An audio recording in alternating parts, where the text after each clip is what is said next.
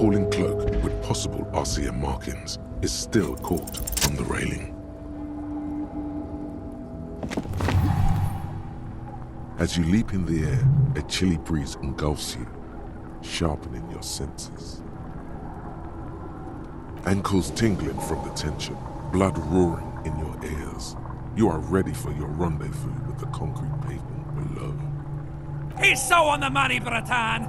Just imagine yourself dual-wielding a bottle and a flaming cigarette whilst airborne! As the concrete floor welcomes you, you realize it's been a while since you felt so alive.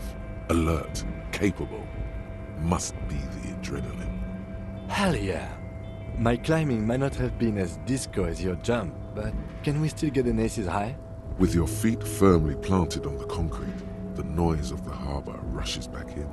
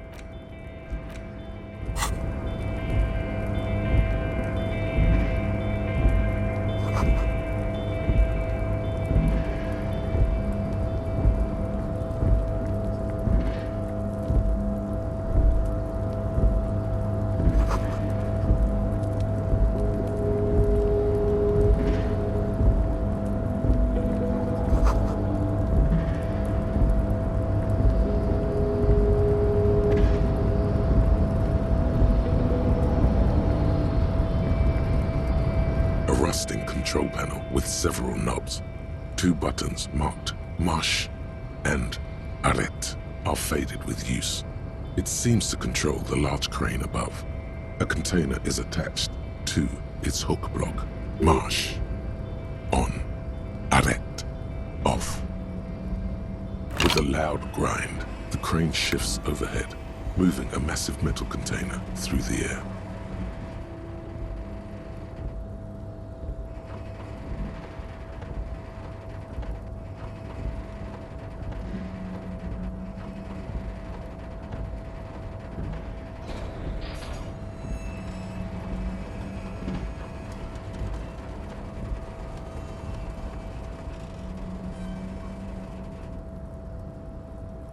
With a surprisingly quiet thunk, the crane places the container down. This crane was built with a purpose, which has now been fulfilled. To move this container. Who can say? All you know is, it's special. I can't see how that was worth the ruckus, except for seeing the crane in action, which I admit was satisfying.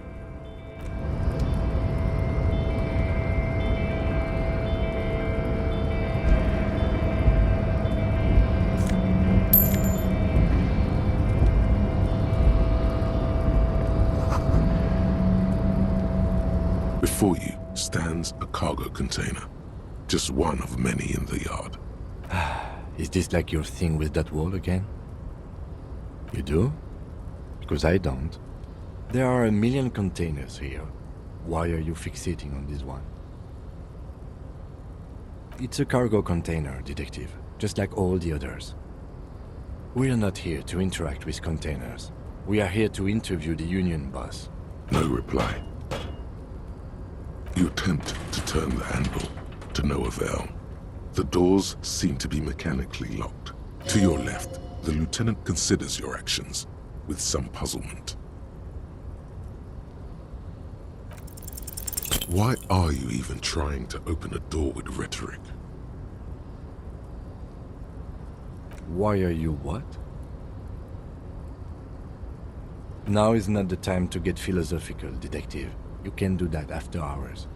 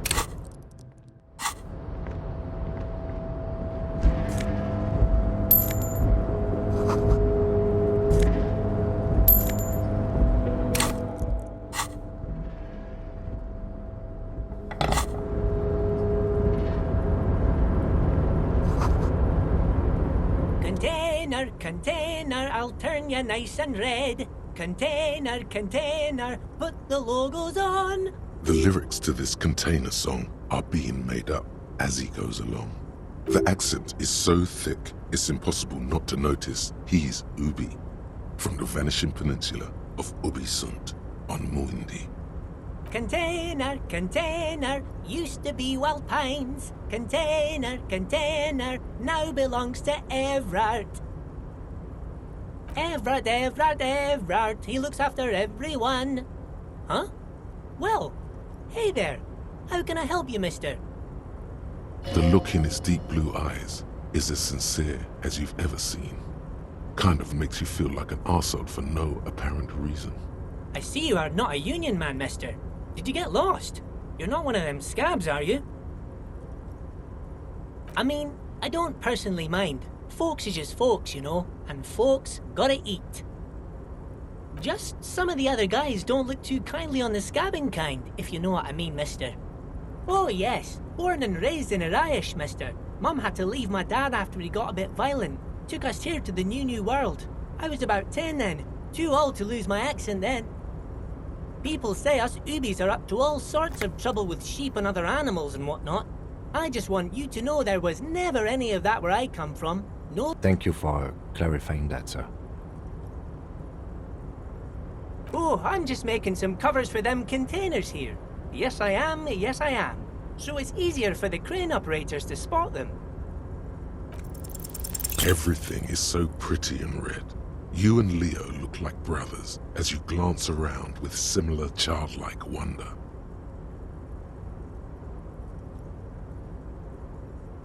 Sure is, mister. Sure is. Really livens up the place. Yes it does, yes it does.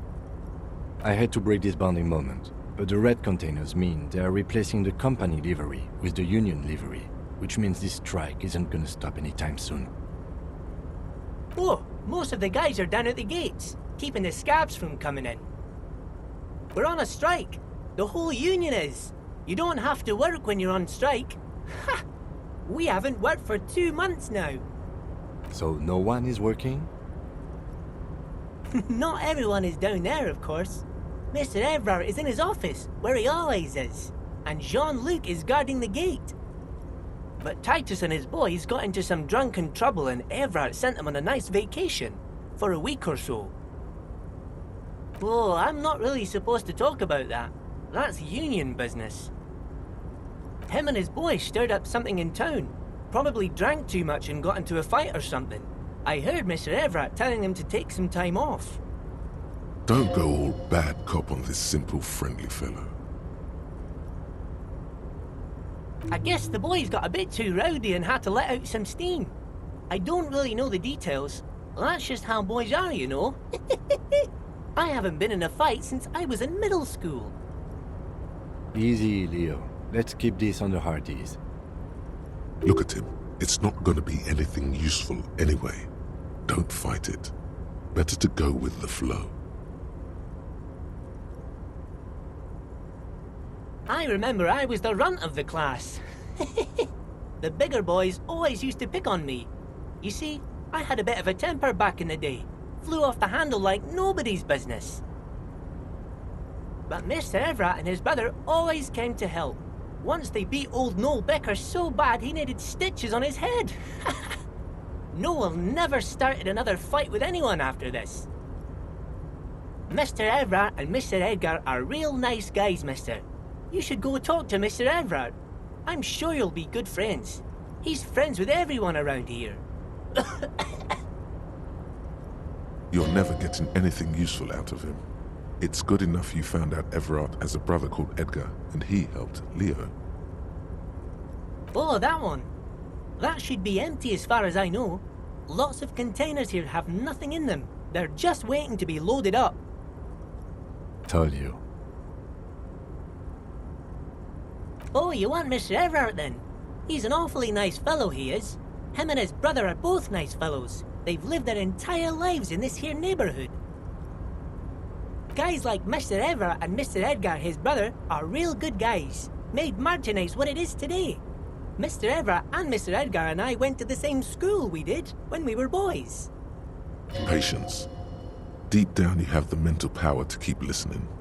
Not many would, but you do. Had an arithmetics teacher, Miss Bellows. Her real name was Miss Bellams. She was a real pretty lady, but when she got mad... All the boys liked her, if you know what I mean, mister. We used to sneak in her yard in the dark and peek through the window. One time we saw Miss Bellows with a fellow. Yes, we did, mister. Them was naked too. That's all I got to say about that. Thank you. Almost forgot. Mr. Evrart is in that container over there. I got distracted telling the story, but he's in there. Bye-bye now.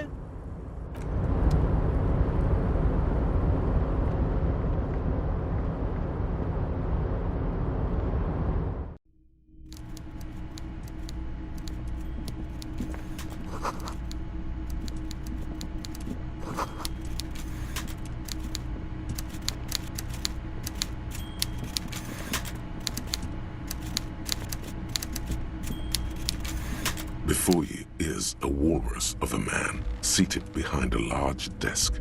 He looks up from his work, not the least bit surprised to see you. With great effort, he straightens himself up in his chair, yet says nothing. He simply stares at you. A typical power play. Wait for him to speak first. Show him you've got a backbone. The one good eye of this man fills you up without even flickering. The other, his lazy eye, is constantly moving like a goldfish in a tank, grotesquely magnified by his +6 glasses.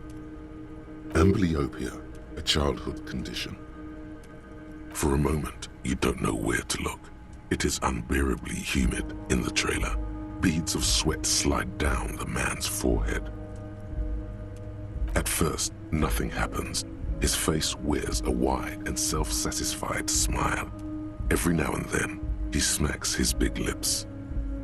Like a general over his maps, he plots his moves. Judging by the way he's licking his chops, it's going to be a good one. So... Mr. Dubois, Mr. Kitsuragi, how nice that you found a moment to pay a visit to the Debardairs Union. I'm Evrart Clare, head of this little operation here. Please, have a seat. The folding chair looks like a torture device. Extremely uncomfortable. You go ahead, detective. Whatever he has in store for you, it can't be good, he thinks. I'll do my best. Forget about that. What's with this Dubois stuff? You're getting some seriously bad vibes from that name.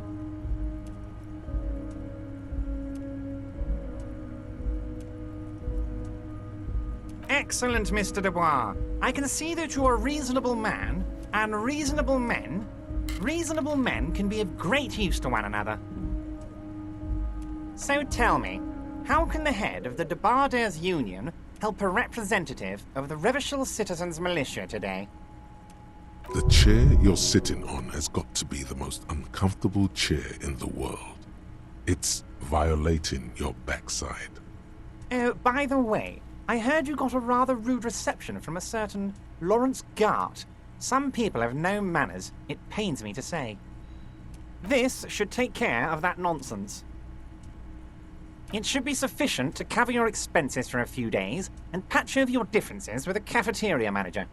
Go ahead, take it. Hey, that's 25 real. That's good money. Think of all the stuff you could.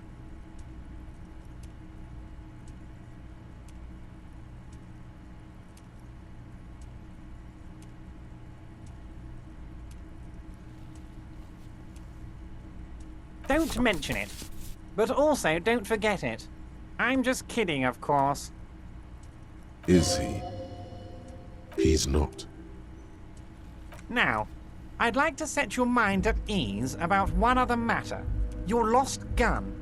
Let me assure you, Union people are on it as we speak. I've got my best hounds looking for that lost gun. His slug-like lips move, but All you hear is an echo.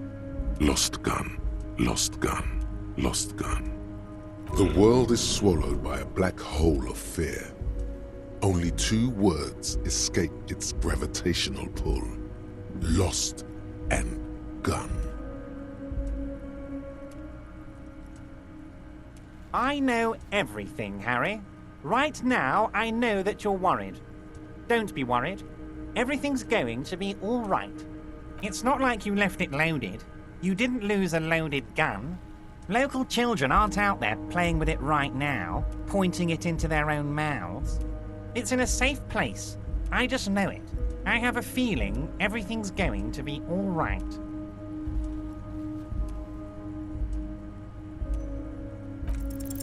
God, you're sweating. Your knee is jerking. You're about to cry, aren't you? You're about to cry because you lost your gun and those children are going to shoot themselves with it.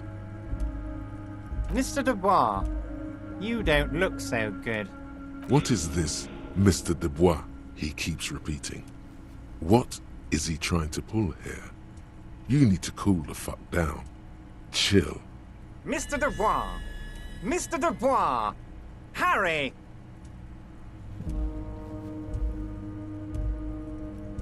While Evrart is distracted by your odd behavior, the lieutenant's eyes are mapping everything around you. The folder, desk, papers on the wall. Mr. Dubois, are you okay? Can I get you a glass of water or something? Are you having some kind of medical emergency? Maybe you could use your hands somehow, in a kind of throw-in motion, like you're throwing that Mr. Dubois act right back at him.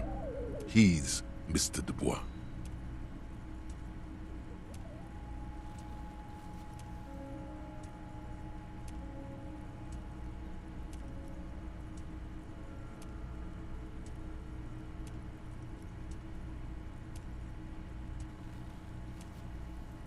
Don't be dramatic.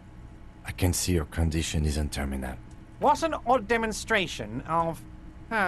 you got me, Harry. I don't even know what. As entertaining as it was, I'm afraid we're wasting our time.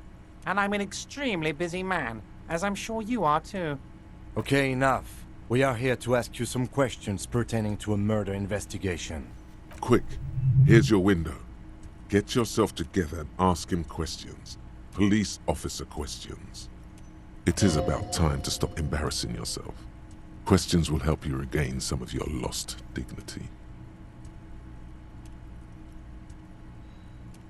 Of course. Let us dispatch with the formalities. You call me Evrart, I call you Harry. That's what the hanged corpse called you. Harry. My God, so it's true. I didn't want to believe it, but you are a fantastic science fiction amnesiac cop, aren't you? What are the odds of that? I think the odds of that are very low. It might be a good idea to hide your confusion. I mean, see what his game is first. So good to hear that, Harry. Apparently my sources were wrong. However, if you did have a spot of memory trouble, I could help you out. With my big fat folder. Words flow like a river of honey from his lips. I guess word has already reached him. No matter. No harm done. Are you trying to tell me you've gotten hold of some of our documents? Mr. Kitsuragi, would you mind? Me and Harry are talking about his lost identity right now. Don't just jump to the folder. That's not smart. Shows you're on the edge. Do some probing first.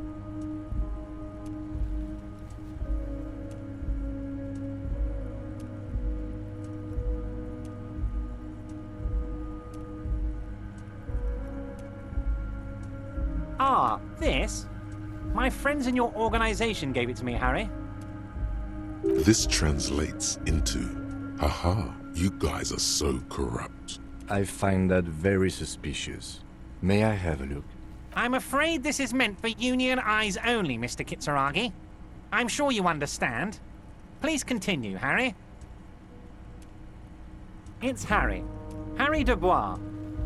You feel like a Dubois, but you don't feel like a Harry. Strange.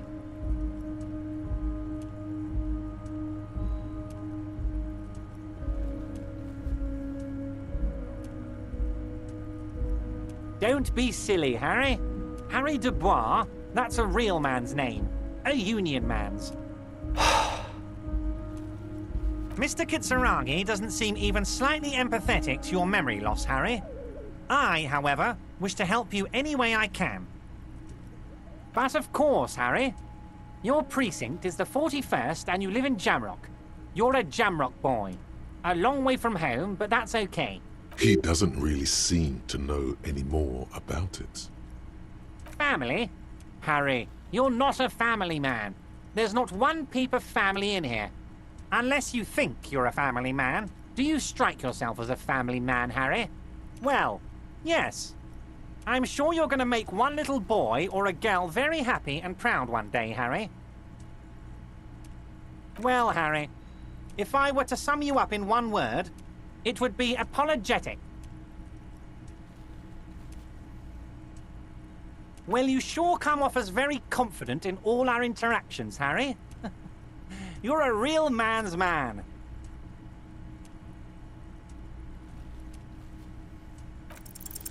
As you look at the folder, Evrart covers it with his hand and pets it. Is he trying to hide that it's not a real RCM folder? It certainly doesn't have the RCM stamp on it. Okay, Harry, you got me. This is from the Census Bureau, not the RCM. Those Census Bureau people are absolutely corrupt. You should do something about them. He got the name from the Census Bureau, and everything else from your actions here in Martinez. Yes, Mr. Kitsuragi from the Census Bureau. Like I said, now I'm actually a very busy man. So is there anything else I can do for you, Harry? That means he doesn't really know anything about you. A pity. The mystery of you will have to remain a mystery for the time being. Yes, that's what I said. Try to keep up, okay? Let's move on. What? Harry, how could you say that to me? You know I appreciate a joke as much as any jolly fat guy, but I can't take slander. Are you actually investigating this?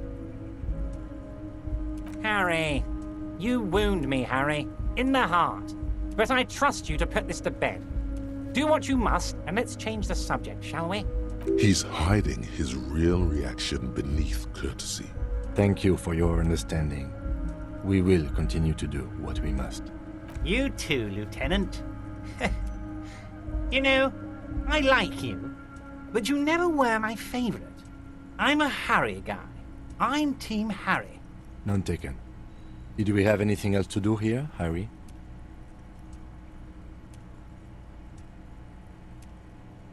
Oh, of course. That's your main thing here. That's why you're in Martinez. I know everything that goes on around here, and I would love to discuss it with you. I mean, it's no secret that the lynching is connected to the strike. So much to talk about. Honestly, it's been weighing on me so heavily. I understand you need to interview me. But there's a thing that's been keeping me up at night. I want to talk about the hanging. I mean, if we could just calmly talk, exchange information, we could blow this thing wide open. Yes, that sounds good. Let's do that. But I can't think straight with this thing weighing on me. You're police officers, aren't you? I have a crazy idea. You guys are basically door-opening machines, incredibly talented at opening doors. Oh, you're being too modest, my friend. But don't worry. This annoying thing I have is completely legal. I just need you to open a door. The stars aligned into a cosmic frown here. He has your fate decided.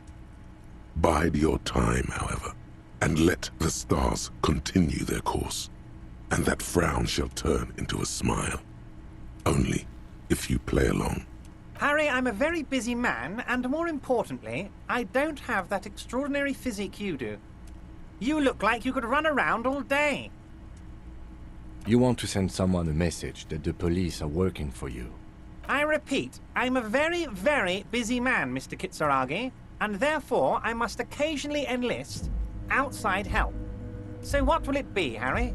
Oh, no one's. It's just a weasel. A weasel lives there. Nothing for you to worry about. A loud blabbering weasel. When weasels feel no one is watching, they start acting foolishly.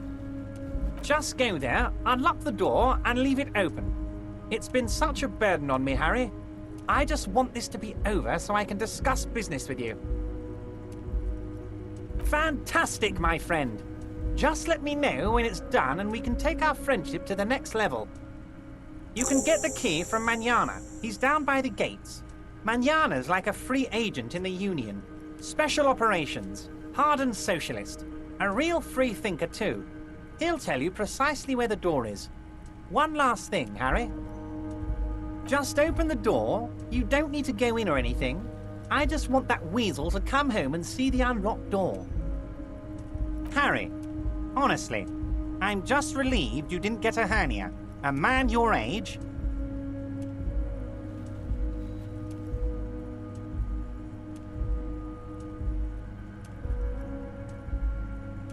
Yes, Harry. You are obviously in peak physical condition, and I salute both your initiative and your physical prowess.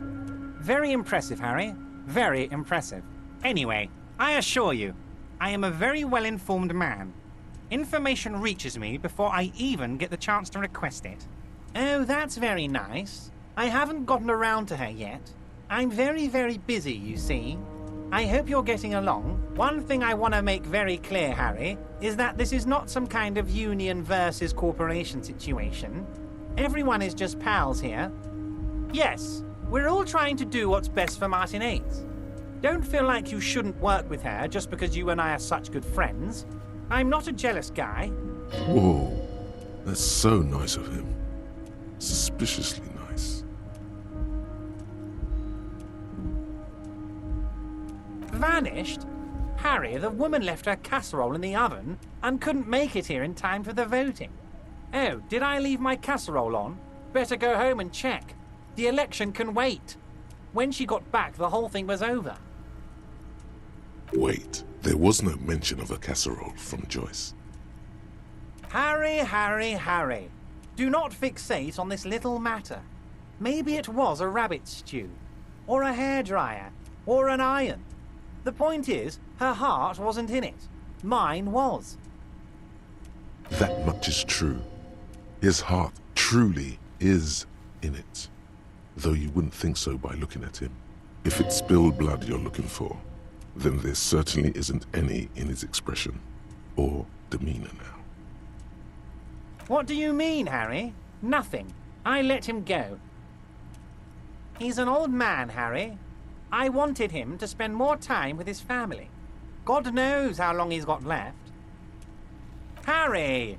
I have little people in my organization. I would never call someone a midget. What is this? Honestly, I'm beginning to think you're a midget, Harry. I'm only kidding, Harry. You're not a midget. No one is. We're pals. I'm just a nice guy, Harry. I wouldn't be where I am now if I wasn't nice. Politics is all about emotions, and I want you to have positive emotions when you think of me. Yes. Low balling, of course. This isn't a casino, Harry. Real people, real livelihoods are at stake here. But everything's a casino for those rich types. His expression makes it clear. This is childish and irresponsible behavior. If she actually wants to see me, she will find a way. Any good negotiator would. And I just don't have anything to discuss with a bad negotiator. He doesn't want to see her. It's as simple as that. Of course, Harry. Let me just assure you one more time. It's perfectly okay to share anything we discuss here with this Joyce. This is a completely transparent organization. I have no interest in what she is doing, but I myself have nothing to hide. Your business is your business, and I respect your privacy. Just remember, none of this is secret. Tell her about all of it. My brother's picture, my singing swordfish clock. Tell her how overweight I am and how I'm helping you find your lost gun. Tell her about everything. Evrart doesn't mind. It is rather interesting to tell people things about each other, isn't it? It was nice telling him about her right now. My dear Harry, there are literally millions of containers in this harbor. I couldn't possibly remember what's in all of them. Harry, you smooth-talking son of a bitch. Time is a precious resource, and I don't have enough of it to count containers with you. Smooth talking. Maybe that's the way to go about opening the container. You should at least try convincing it. My dear Harry, I rarely do, Harry. Wait. You need this to get in and out through the gate. Here, you're one of us now. A real red and white union man. Take care, Harry. Kingdom of Conscience. The Kingdom of Conscience will be exactly as it is now. Moralists don't really have beliefs. Sometimes they stumble on one, like on a child's toy left on the carpet. The toy must be put away immediately, and the child reprimanded. Centrism isn't change, not even incremental change. It is control over yourself and the world. Exercise it. Look up at the sky, at the dark shapes of the coalition airships hanging there. Ask yourself, is there something sinister in moralism? And then answer, no. God is in his heaven. Everything is normal on earth.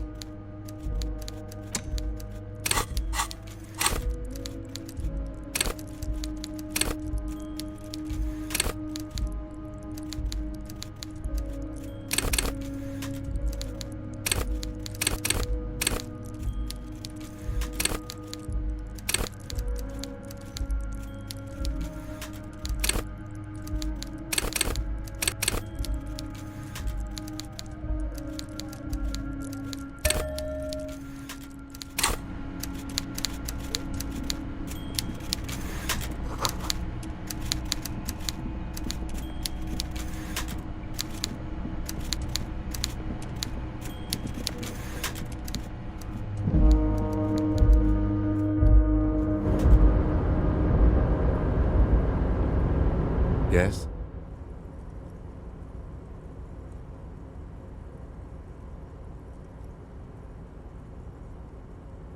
What do you want to know? Good. What about me? Good.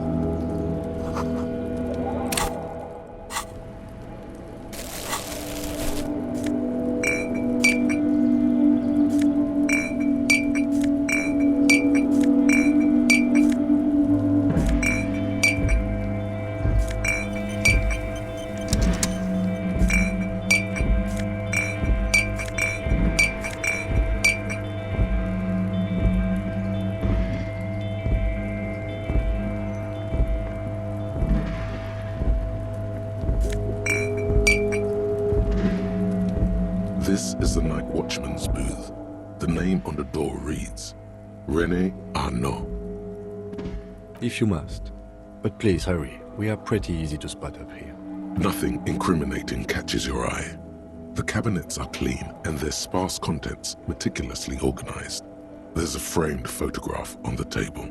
It's a black and white photo of a young couple out in a street fair. The man, René, is dressed in a Royal Carabinier uniform.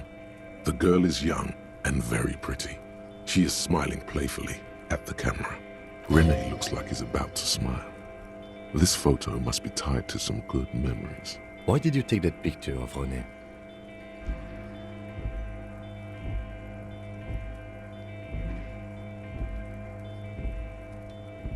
You're really interested in that old soldier. Not sure I understand your fascination, but sure, as long as it doesn't take up a whole lot of time.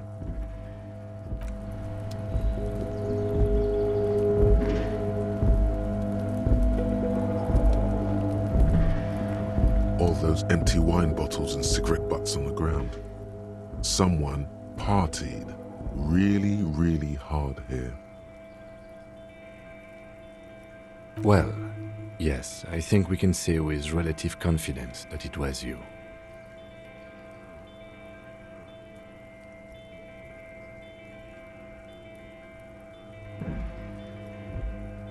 Yes, this scene isn't exactly ripping with joy. Let's just move on.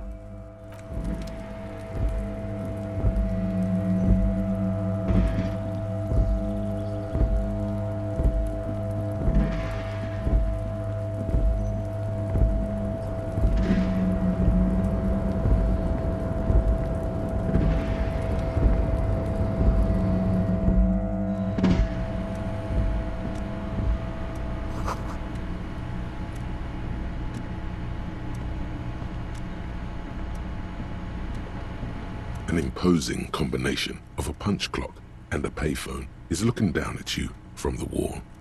A note on the side says, "Tokens unavailable due to strike. Use change." The machine swallows your coin and seems to be waiting for your next move. It's unclear whether you actually have muscle memory. Undoubtedly, no. Sure, why not?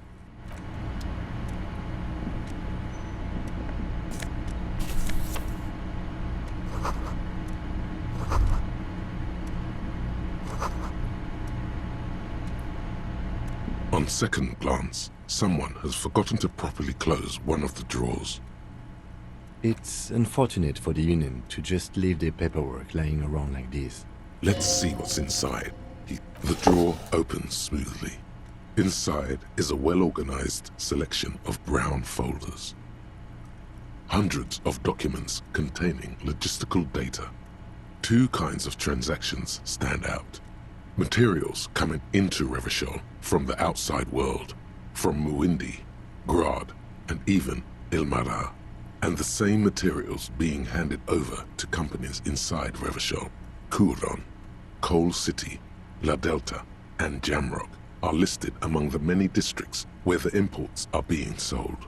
It's hard to make sense of this thicket of company names, dates, quantities, and percentages. You try to focus, but the lines are getting blurry. Whatever's hidden here is hidden well. Concentration isn't enough. Only a trained accountant with a background in logistics would be able to really make sense of it. However, there is a little handwritten note stuck on the side of the drawer. It appears to be a to-do list written in large, uneven capital letters. Remember, Leo, Evrart's shoes, special whirling borscht, water Evrart's plants, sweep office floor, more banners. All items on the list have been crossed out and the note itself is crumpled. One of his aides must have left it. Nothing incriminating here. The special borscht seems a bit odd in the list. Remember, Leo, Evrart's shoes. All items on the list. The drawer slides shut smoothly.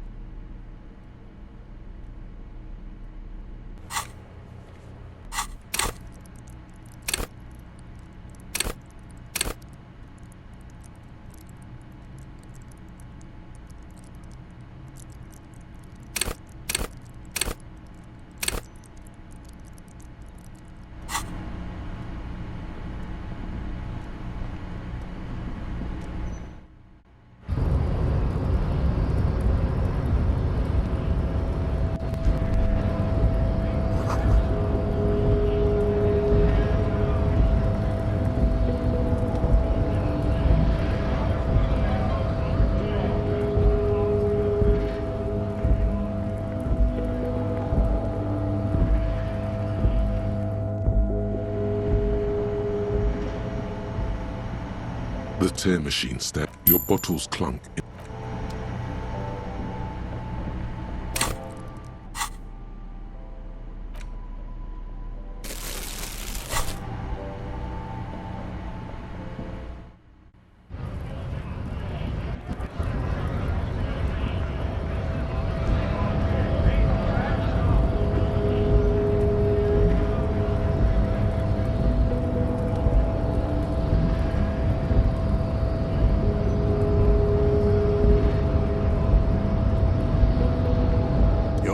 Descent has only worsened. I am not the first line of defense. I am the last.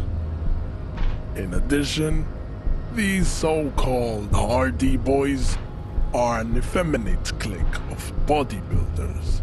Their company is spiritually degrading.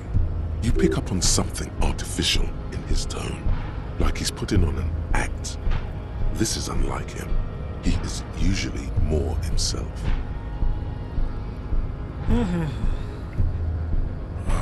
Fine. They have recently fallen under the influence of a possibly sexually perverted female vagrant and a narcotics peddler. It's shameful. Find out for yourself. Endomorphic blob. Interesting.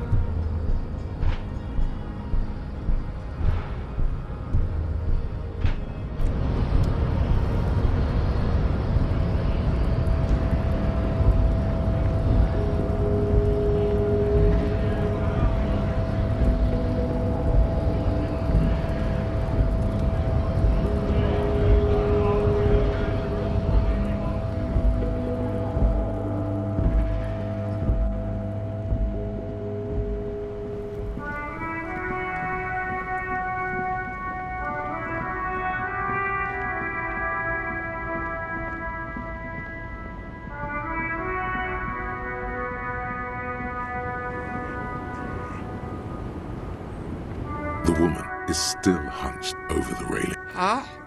What is it? What do you want? And what is that? Great. He asked the Pines rep about the bail, and now he's talking to everyone about it. Fine then. Just try not to black out again, and don't contemplate. We don't have time for that.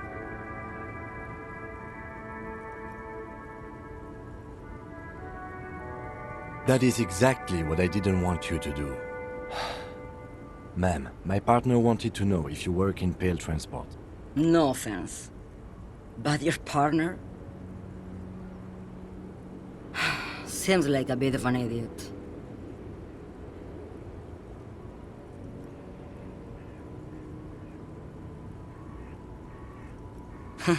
Like Gabriel Buenguerro in Pergunte a Poeira.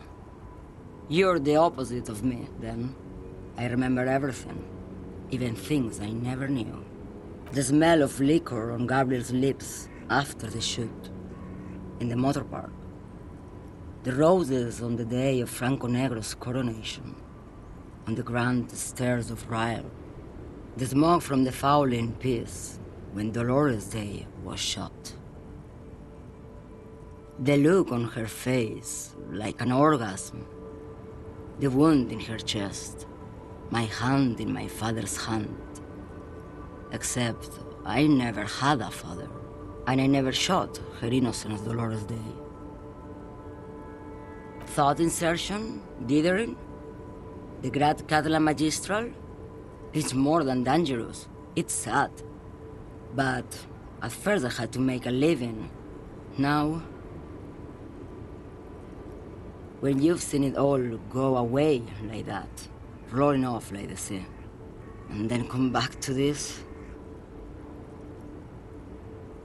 What are we doing here? For thousands of years, Gabriel.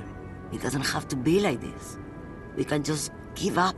We can just become a vapor, like looking into the ocean at night, in the dark. You cannot see it, but you know it's there. And it's big, bigger than anything. Bigger than all the other things combined. Nothing. Until it starts. When you are deep enough. Then, for me, it's like autumn. Dark, gray, and orange. The orange of street lights and the color of streets in the electric light. It smells like autumn too. It smells terrible. Nostalgia. Cooped up in the cabin, shaking. Terrible nostalgia. For yourself. For humans. It's too much to bear. She loves it. In the belly of an airship, behind the still windows. So you don't look straight into it. It's not advised to look into it. No, the same one, a roller. They all are nowadays. Special wheels for connecting to the floor of the hold. Yes. No elaboration.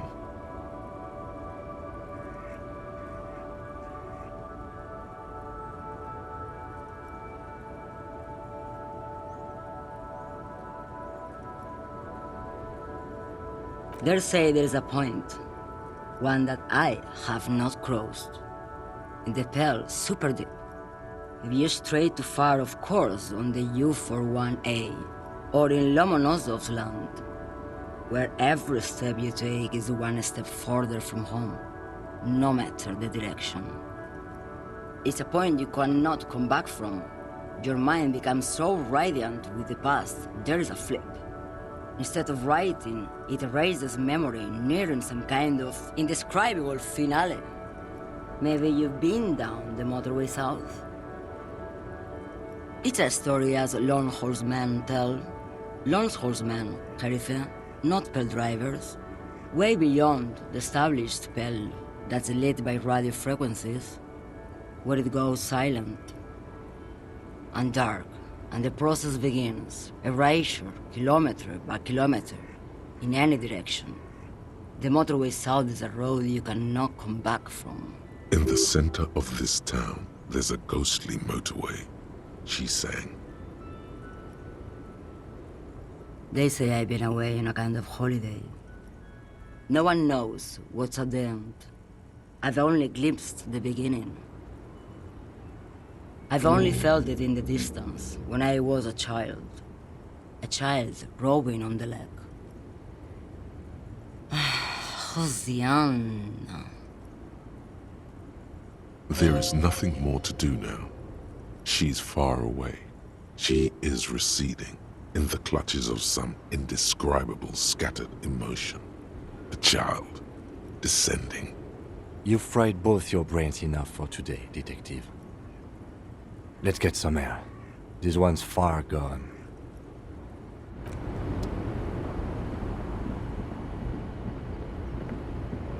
Yes?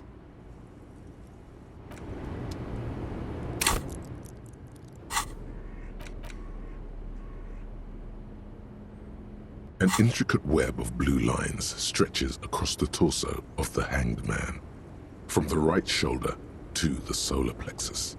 Each time the lines intersect, a small white star is formed in their crossing. Hundreds of fading asterisks riddle his skin. Their concentration is highest around his heart. It still kind of looks like a map of the stars in the night sky. But something's not right. Gone. For you to discover. You've gotten as far as you will without assistance. Someone close to the victim might know. Someone who knows about history could tell you.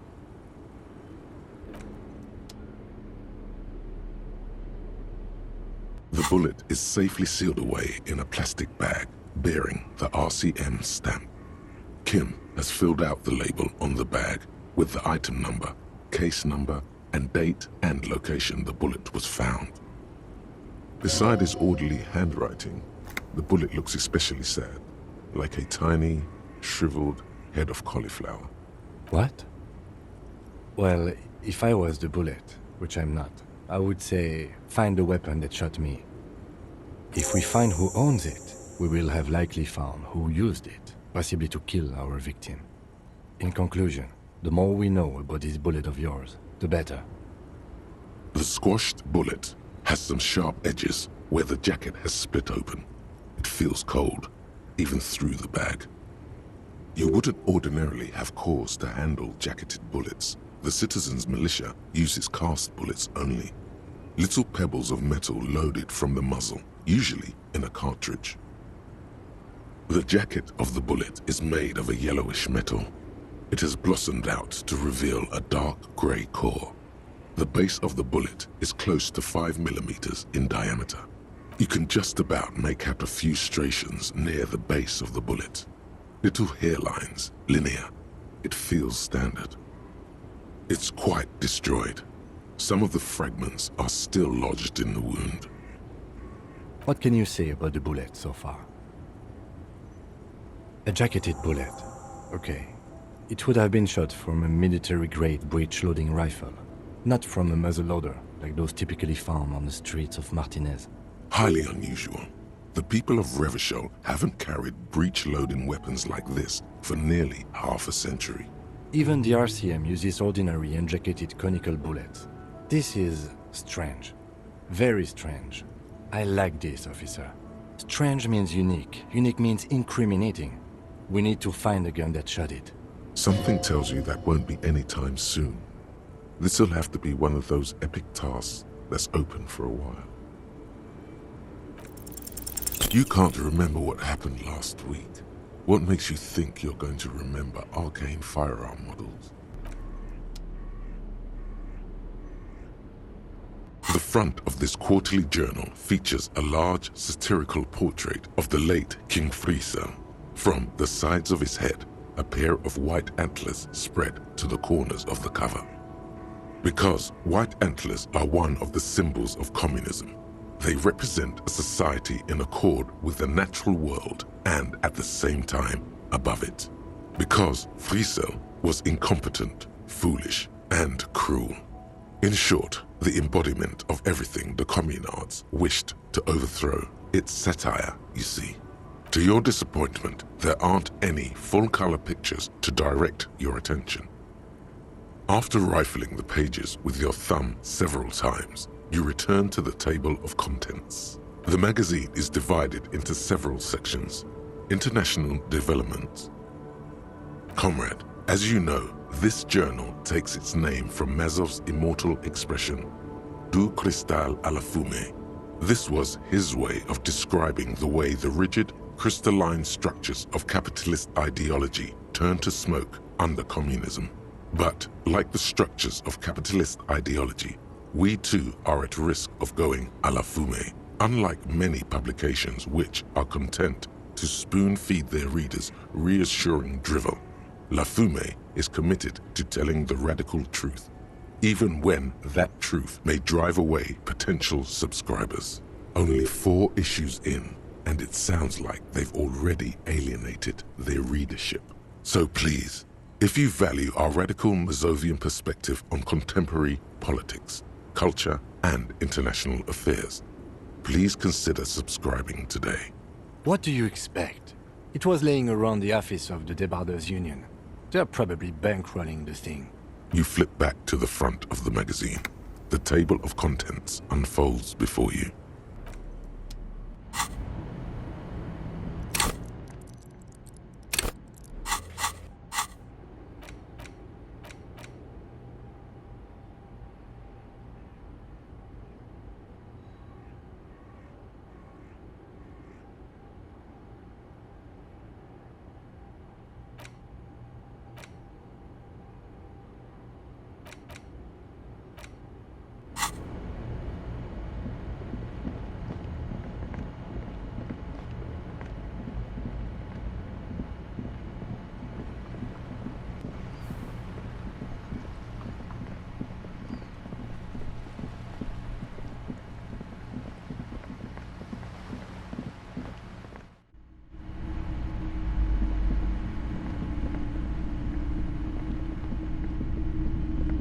You see a set of tattered curtains blocking the way to another room. A strange cage-like trinket dangles from the curtains.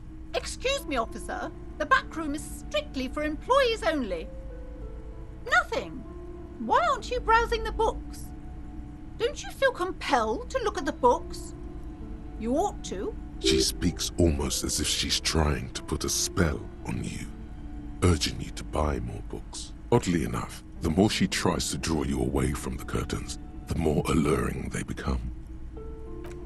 You see some kind of charm, an irregular polyhedron assembled from bones, sticks, and straw. Inside, a disturbing fish head with empty eye sockets stares at you. This is a traditional Seminese ward, meant to provide protection against ill luck, bad dreams, curses, and other supernatural scourges. Inhabitants of Île de Fantôme, the Seminine Islands down south. Aside from poking at it suspiciously, there is nothing else to do with the fish head charm at this time. The curtains remain shut before you.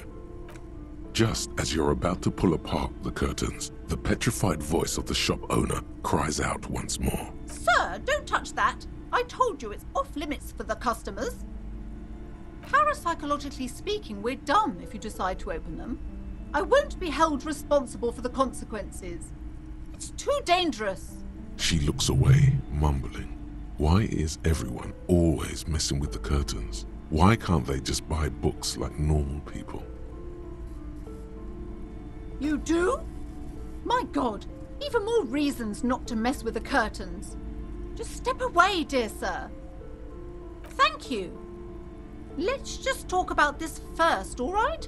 There's no reason for you to venture into the unknown. What are you, a coward? Think about the marvelous adventures waiting for us on the other side. Talking is always good. Go see what she has to say. There is something mysterious about the curtains. Be careful. The curtains, tattered with age and covered in dust, hang before you, as if taunting you.